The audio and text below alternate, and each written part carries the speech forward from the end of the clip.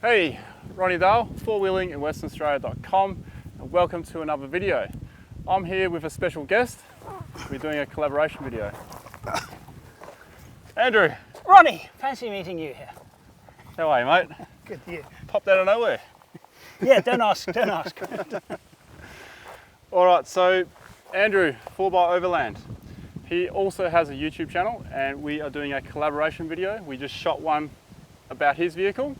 So at the end of this video, I'll prompt you to go to his channel. And you got 30 years plus experience in overlanding and filming. Yeah. I've seen a lot of your stuff, top-notch quality, love it. Thank you, thank you.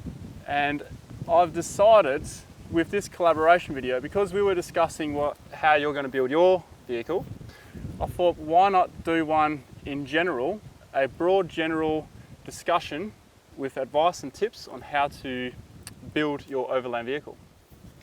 So to give you guys some ideas. And I thought, well, 30 years plus experience, 13, 14 vehicles? Number 14. Number 14? Well, I think we're going to get some good pointers here. So stay tuned. We have broken this video up into stages, and the first stage is planning, and we're going to go all the way through to what to look out for when you do things to your vehicle. Be mindful of a lot of things. So to kick it off,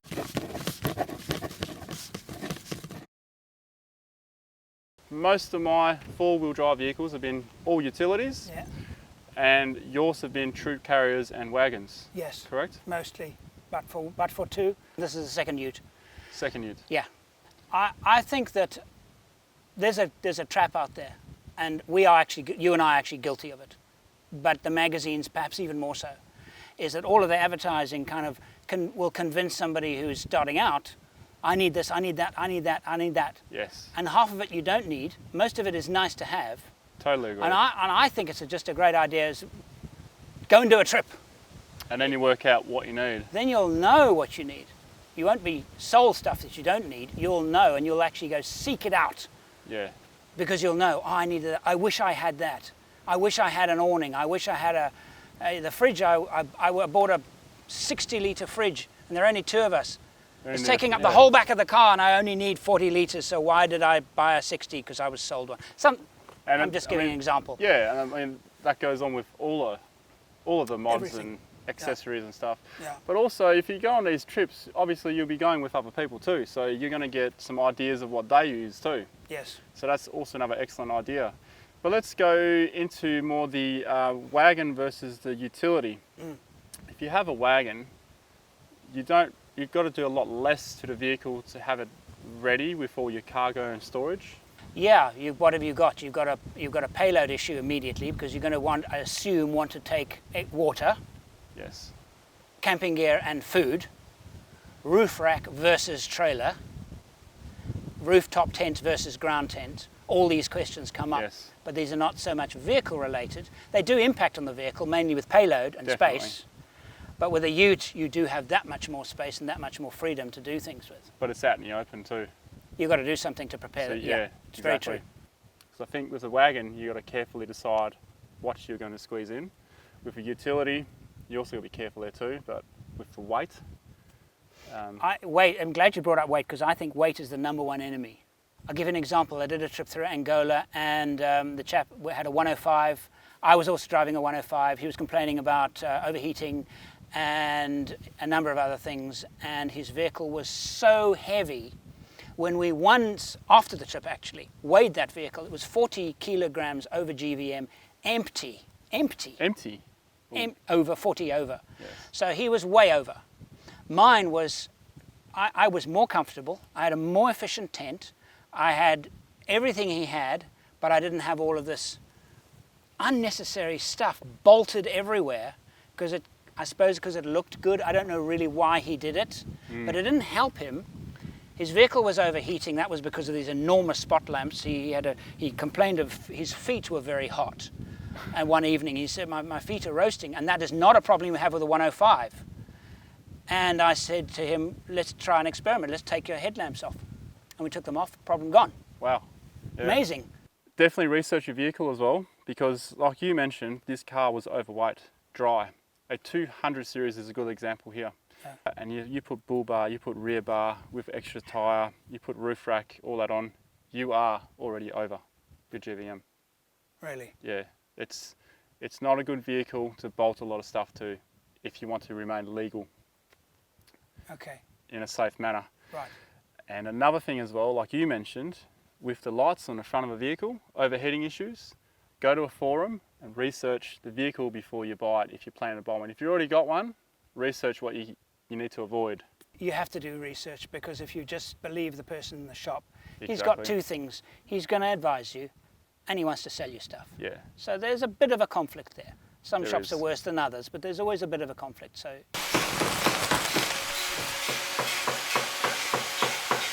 building in the correct order. So I'll just kick off an example.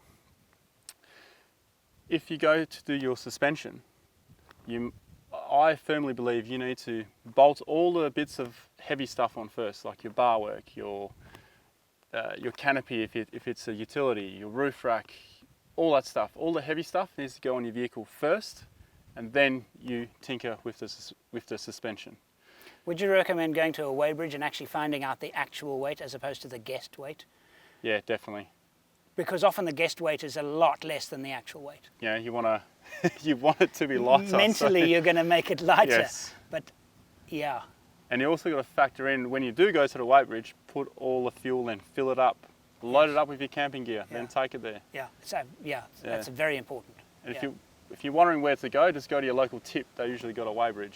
That's the most obvious. The suspension is the most obvious one, because the Definitely. challenge is with suspension is it makes the vehicle look good.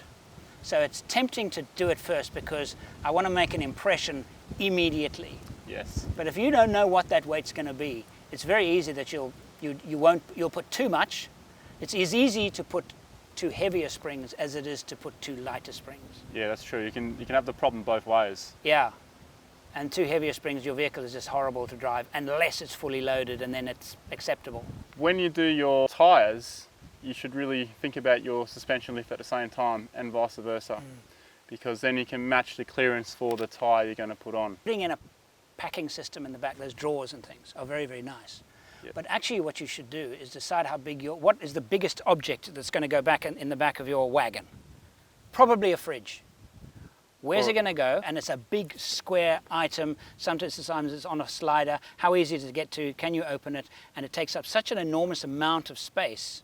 You might very well find that in your vehicle, because you've chosen a tall fridge, it doesn't go on top of the drawers because now it's too high to open. And you can't open and the you lid. can't open the lid. So maybe you put the drawers one on top of each other next to the fridge, and the fridge is lowered down. Yeah. It's all of these things. Yep. So I think it's before you put a drawer system in your car, get the fridge. Get the fridge. And then you can move it around and say, okay, this is going to work best for me. As opposed to putting in the drawer system, oh, I want this fridge. No, it's too tall. It doesn't really work. That's a great point. That is a great point. This prompted me to think about something else. Grab all your gear that you think you're going to bring camping. All your gear that's going to go in the vehicle, be bolted in the vehicle that's not in there yet. Lay it out on the ground around your vehicle. Work out where it's going to go. And the thing is, you don't want to go to camp and your table is on the bottom and you've got everything else on top. That is the worst thing. It's okay to do that for the first few camps. Yes. Because then you will know, then you'll have your set priorities will appear. What's Right. important to you, because it might not be the same as everybody else.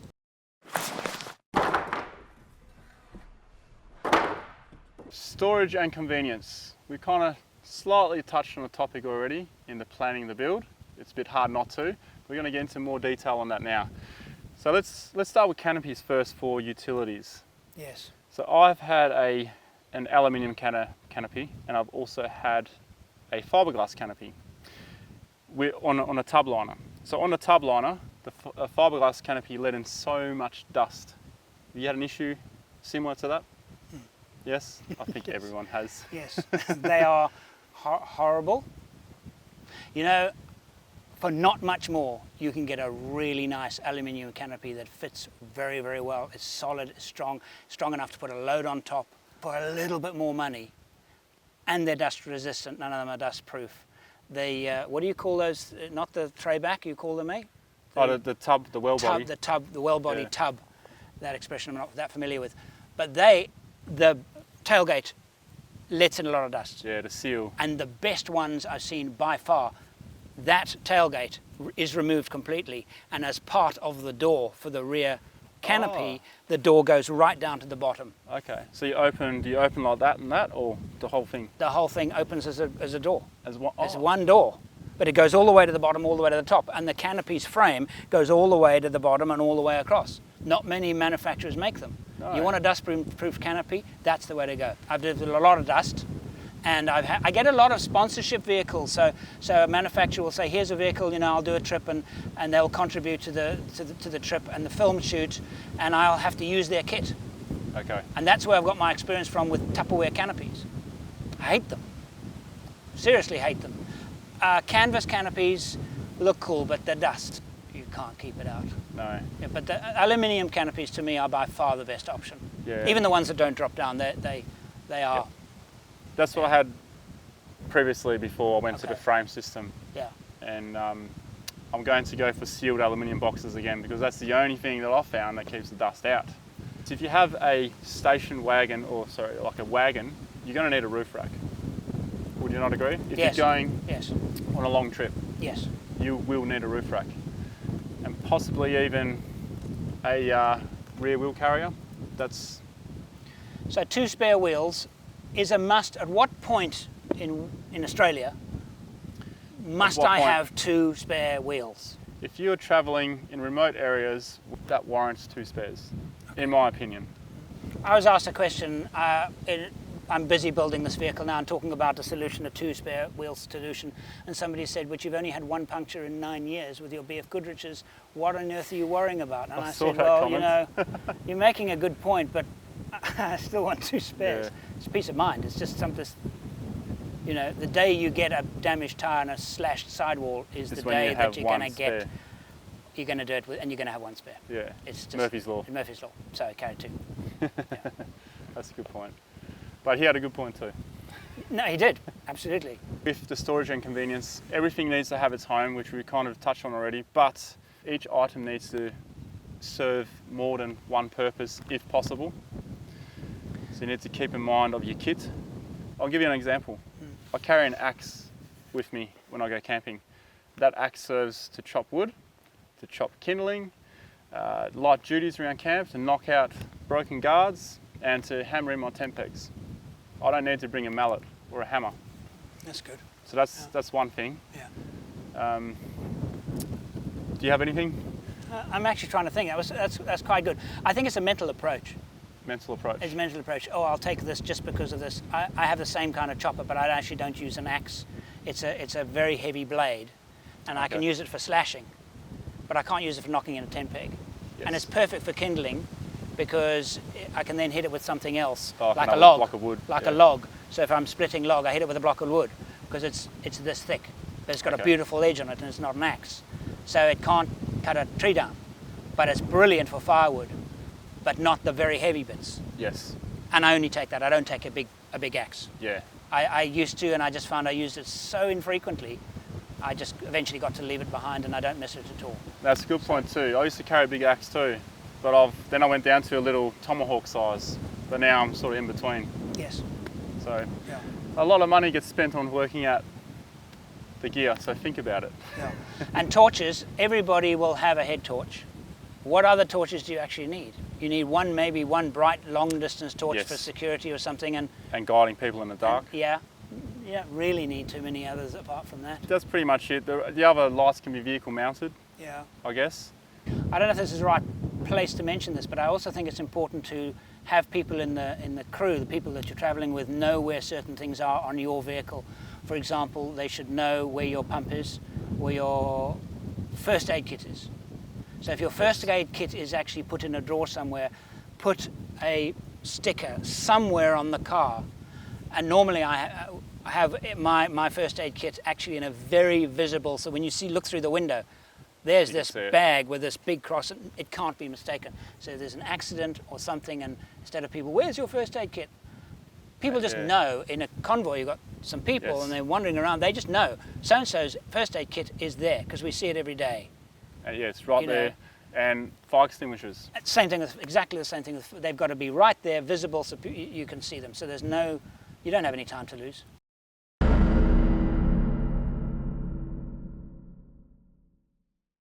Mainly, I want to touch on electrical stuff here and quality of workmanship, not quality of the items. So there's something you really got to be careful with, and you could go to some of the biggest brands around, but if you don't specify that, hey, I would like this wiring to be soldered and heat shrinked, this is how I want my wiring, they won't do it. They're there to make money, and it takes a long time to do proper wiring. It takes a very long time. So unless you're willing to tell them what you want and pay them the extra amount it's going to cost, because let's face it, they do deserve to be paid a bit more to do it proper.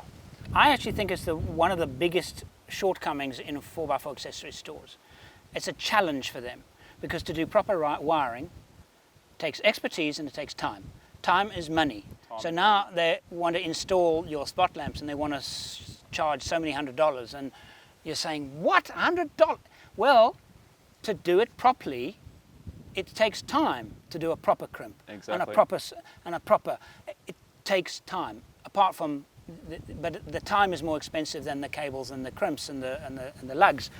I think it's a major problem, because I think the quality varies enormously. I've seen the immensely shocking, unbelievably gobsmacked bad workshop on your own electricals vehicle? On my own vehicle. Yeah. Well, on my 78, I did a lot of it myself, and I had to rewire the entire back bumper. It was appalling. I believe in Australia you have a similar challenge. Yes, very similar challenge. I had it with a previous vehicle. It was nasty, nasty. I just completed a water crossing that a whole car was submerged in water, not a drop got inside. But I was only to find out that later on I had a light that wasn't quite working. So I grabbed the wire to expose it to have a look. Pops out. What was that joint on with? Electrical tape. Like this with electrical tape. But more recently, this vehicle here, I'm not going to mention where it was, and I mean they got really good stuff, and that's why I went there. But my wiring for my dual battery system was woeful, and I was meant to bring the bag with me to show you, but I'll put it on the screen because I've got it at home still. The wire is green and black, just from poor connections, corrosion, everything. It was just exposed to all the elements, and it's at the front of the vehicle where my battery charger is. Yeah. So yeah, be very careful. You won't notice it straight away, over time. And what about when you go to all different places as well? Everyone has a go at your vehicle. But that's a problem, because I mean, none of us really, well, how many of us actually just say, okay, build a vehicle one place and do everything? Because we every year we'll add a little bit, change this and change that. It's good to, if you find a place that's good, stick with it. Don't go for the cheapest price when it comes to electrical wiring. No, do not do that, because that's when you get problems. Yeah. And another thing, if you are going to put a dual battery system in, why not just ask them and spend the extra couple of $100 or $100 to get the extra wiring done straight away to the back of your vehicle, so you have it there for next time you're going to do something. Now, engines as well, that is another issue, especially with chip tuning. I might sound a little bit biased because I do have a uni chip in my vehicle, but I do know that a Steinbauer is also a quite reasonable high-tech chip for your vehicle. But there's a lot of other ones out there that are just plug and play, and you get a lot of accessory stores that just sell them. They just plug and play. They don't tune it on the dyno. They can't really tell you what the gains are. They just go by a diagram in a book. Each vehicle is different. Each vehicle reacts different that I've seen in workshops. So my advice here also would be to find a good mechanic via word of mouth, if you can, or someone who's done a lot of work on your specific vehicle perhaps, and don't tune it to get the high number. Tune it for reliability. Do you think that these plug and play are actually hazardous because they could damage your engine? Yes. In my opinion, I believe so. And I have heard and I've seen a few vehicles have catastrophic failure because of the chip. They put too much fuel in, the rail pressure's too high. So with these sensitive engines, a lot can go wrong. Well, the engine management system, the standard stock engine management system, the whole point of it is to keep the vehicle within emission regulations, Yes. long life and reliability, So longevity. and fuel efficiency. But it isn't as a fuel efficient as one might get if you tweaked it a little bit more.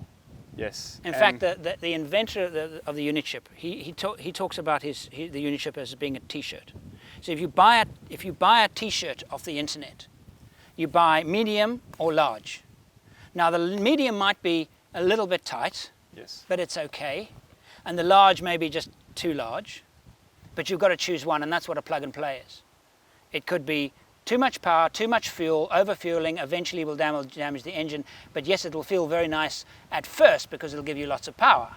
But meanwhile, the unit ship, what he was basically saying is, it's not a medium, it's not a large, it is tailored. It's a T-shirt perfectly tailored to your engine. That's a good way of putting it. Okay, actually. so now you know you will not overfuel, you will be safe. It'll give you great extra performance and great extra economy, and and he talks about performance. He does not say, he's very specific. He says power isn't performance. That's not performance. More power is not performance. Performance is acceleration, efficiency, fuel efficiency, towing capabilities. That's what I like about that particular product. And it's hard not to be biased about it because That's very good. the main point is, if you do go for any chip whatsoever, just make sure it's someone who has a dyno who knows how to tune. And you can tune your vehicle with a chip. Exactly. Then you're probably safe. Yeah. Well, you're in better hands. You're in much better hands than just you're plugging not blindfolded. Yeah.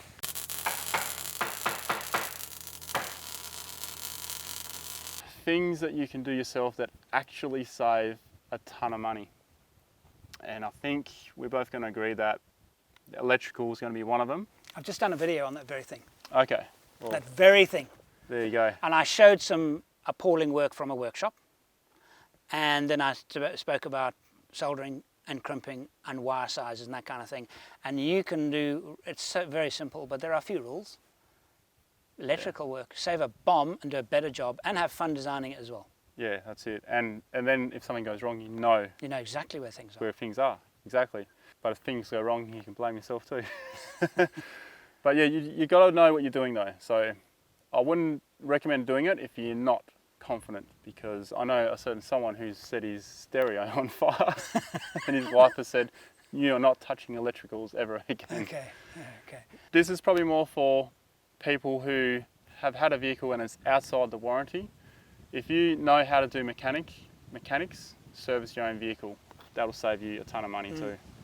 And pull things apart, put them together. You learn how to do it. And you got to do it a couple of times before you really learn how to do each specific thing. Like I'll pull my wheel bearings apart, but when they collapsed out in the middle of nowhere, I had a mechanical fitter with me by chance. So I said, "Mate, you're doing the fitting because you're more experienced than I am." Yeah. So I was travelling in a convoy on the 105 and we arrived at a border post and went through, and he was behind me and I could smell his brakes. And I said to him, "You've got some serious mechanical problem here. I can smell there's something cooking." His wheel bearing had cooked. It hadn't seized, but it had cooked. I did it for him because there was nobody around who had done a wheel bearing before. okay. And I was familiar, and it took us 2 days because no spare parts. But there were some mines nearby that were running Land Cruisers, and we managed to find a bearing. Excellent. So, but he was right next to me, and I said, "Next time,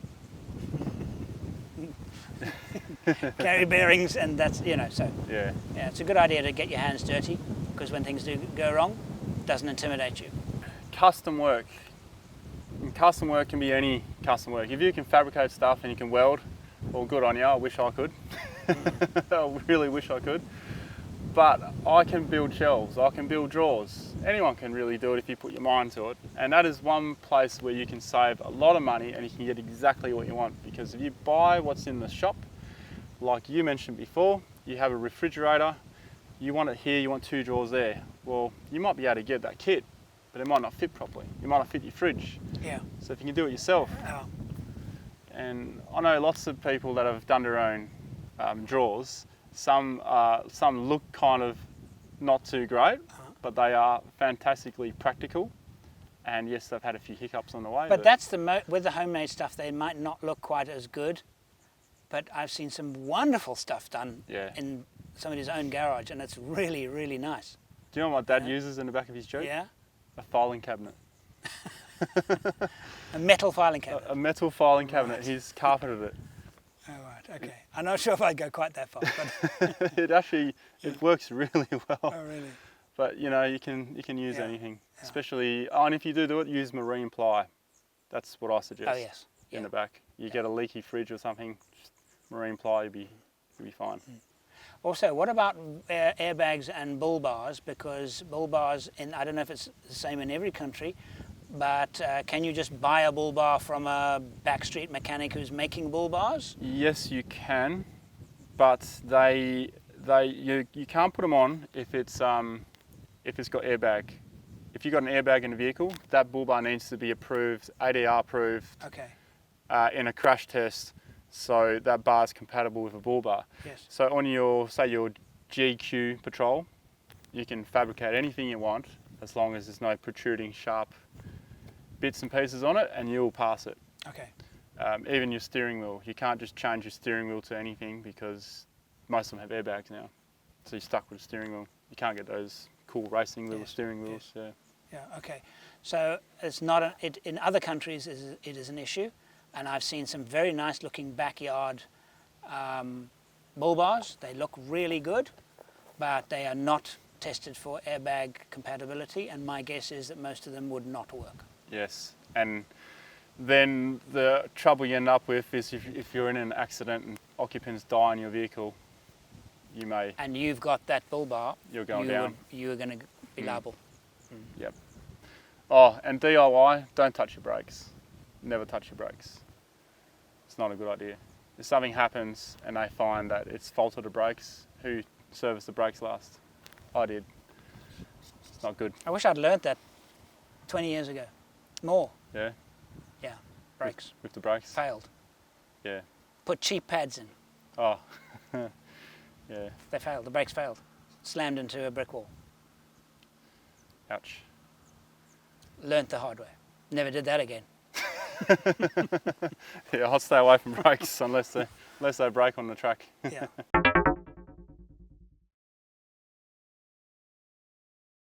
Vital items and overlooked items or accessories that people overlook when they build their vehicle and use their vehicle. Recovery points on the vehicle. So now they buy a high lift jack, and there's not any place to jack it because unless you put a replacement rear bar, there's generally no place on the back to jack the vehicle up. Same with the bull bar, but bull bar is one of those early things that people tend to buy, so mostly the bull bar's on the vehicle. But recovery points, a place to, a proper recovery point, not a lash down point, a proper recovery point. So what you're referring to is those tie down points that are used to ship the vehicles over. You shouldn't use those. So if you do, tie them both, use a strap, tie them both. They're not actually designed for it. No. You know, and then make sure you use a safety strap to if they do break. And be gentle. And be just know they're not designed for it. And not the bumper. Really not the bumper. Yeah, and not the tow ball either. And not the, no, even worse, tow ball. Even worse. This just mentioned recovery gear in general as well. People often forget about that too. And people also often forget about if they need to self-recover. And I'm not talking about a winch because winches are expensive. Not everyone can afford a winch and not everyone needs a winch. But if you just have some recovery boards, i.e. your Max Tracks or any other type of boards, I honestly think that they are a worthwhile piece of equipment because if you get stuck yourself, those boards can get you out. I would buy a set of Max Tracks or similar long before I bought a winch. Yes. Much more useful. Yep. If you think about it, far more useful. Definitely. Yeah. Definitely. And what people also forget, I find, is a shovel. Oh, yeah. Shovel. That's the number one recovery tool. You can use your Max Tracks as a shovel, but no, don't do it. Just get a shovel. That's the first thing. Yep. Then you need a Max. Then Max Tracks would probably be something like. Yeah. They're certainly good, Max Tracks, because they're so versatile. You can use them as a shovel, but shovel, Max Tracks, and then some straps, because sometimes you'll have somebody coming along to help pull you out, and they might not have a strap. Exactly. But then you need the proper bow shackles. Yep. And you need to know a little bit about it. Yeah, so a full kit, and then Yeah. watch a YouTube video on how to use it. Yes, yes. Fire extinguisher, which I already mentioned, and you mentioned the first aid kit before. Must have in the vehicle. Must have. And people must know where it is, so it's easily seen. Fire extinguisher, same things, easily seen. All right, guys. I think you have a lot of ideas here. We've covered a lot of topics here with just building your vehicle. But we also shot something just before this video. And Andrew, do you want to elaborate on your vehicle build? I moved to Western Australia 2 months ago, and I've been overlanding many countries, 15 countries around the world, and most of my experience is Africa.